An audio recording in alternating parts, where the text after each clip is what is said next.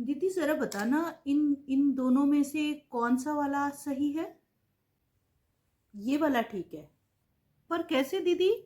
मतलब देखो, जब एक है तो है दवाई, एक वचन, और जब बहुवचन होगा तो वो दवाइयां ही तो होगा ना। चलो तुम्हें फिर से उदाहरण से समझाती हूँ, जरा ये वाले शब्द और इनके बहुवचन देखो। मछली, मछलियाँ, मुर्गी, मुर्गियाँ, नदी, नदियाँ, देवी, देवियाँ। इनको देखकर तुम्हें क्या समझ आता है? मुझे तो यही समझ आया कि जिन शब्दों के अंत में ई की मात्रा है, बड़ी ई की, तो फिर उनके बहुवचन में उसमें इयां जोड़ दिया गया है। जैसे नदी, नदियां। बिल्कुल सही।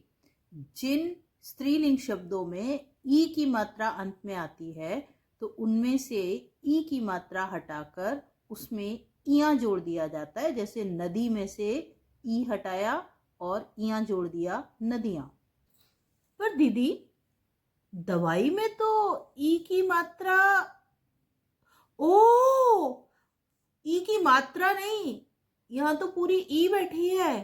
ओ, अभी समझ आया, इसलिए ये बड़ी ई से छोटी ई, यहाँ दवाइयाँ। हाँ, समझ आ गया। शाबाश, अब तो तुम समझ ही गई ना कौन सा वाला शब्द सही है। जी दीदी, बिल्कुल बिल्कुल पूरी तरह समझ गई। बड़ी ई की मात्रा इया, और अगर ई है तो उसे भी हटा के इया बन जाएगा बहुवचन बनाने के लिए। अगर आपको भी हिंदी में बहुत सारे कंफ्यूजन होते हैं ना, तो यहाँ पर कमेंट करके पूछ लिया करो, दीदी सब समझा देंगी, और दीदी को फॉलो कर लो, ठीक है?